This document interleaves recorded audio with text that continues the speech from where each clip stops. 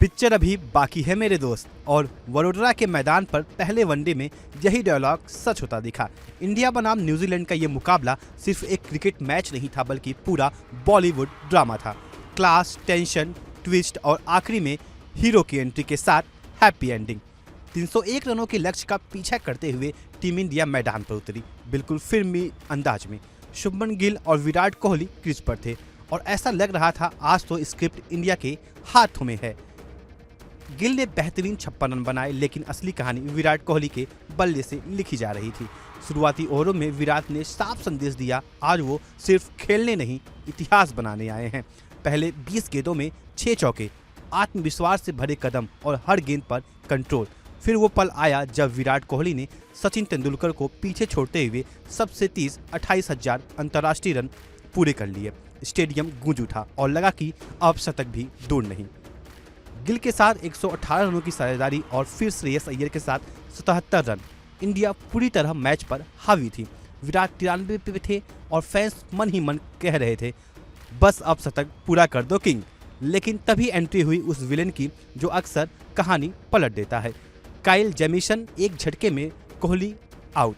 फिर जडेजा और फिर सेट हो चुके अय्यर भी पवेलियन लौट गए।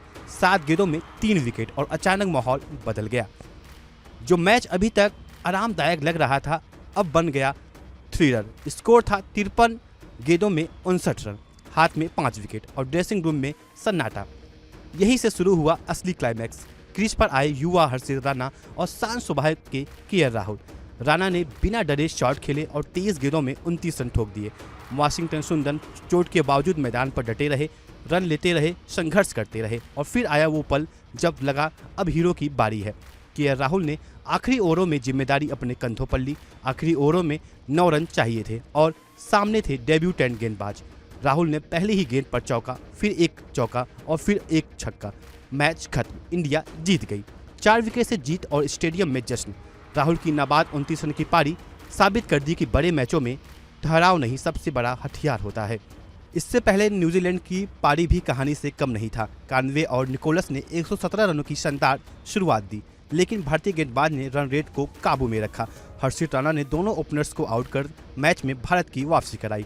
डेरिल मिचेल ने 84 रनों की जुझारू पारी खेली और आखिरी ओवरों में तेजी दिखाई, लेकिन कुल स्कोर 300 रन ही बना पाई और यह स्कोर अंत में कम पड़ गया। अब कहानी दूसरे वनडे की ओर बढ़ चुकी है। जनवरी 2026 का डे नाइट मुकाबला जहां सीरीज की दिशा तय हो सकती है।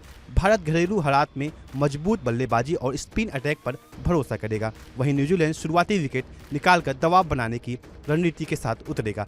भारतीय पिचों पर 290 से ऊपर का स्कोर चुनौतीपूर्ण माना जाता है और ओस फैक्टर चेस को और रोमांचक बना सकता है। अब बात की जाए सेकंड ओडीआई के लिए इंडिया की संभावित प्लेइंग 11 की, तो कुछ ऐसे दिखेगी। रोहित शर्मा, शुभमन गिल कप्तान, श्रेयस अय्यर, विराट कोहली, केएल राहुल, ध्रुव जुरैल, रविंद्र जडेजा, हर्षित राणा, मोहम्मद सिराज, अर्शदीप सिंह, कुलदीप यादव। पहला वनडे साफ कह दिया, भारत मजबूत है, लेकिन न्यूजीलैंड को हल्के में लेना खतरे से खाली नहीं। अब सवाल यही है, क्या इंडिया दूसरे वनडे में सीरीज पर पकड़ मजबूत करेगा या फिर न्यूजीलैंड की कहानी में नया ट्विस्ट लाएगा? क्योंकि जैसा अब फिल्मों में होता है, असली मजा तो अब आएगा। बहरहाल इतना ही, और खबरों के लिए जुड़े रहिए इंडिया डेली के साथ।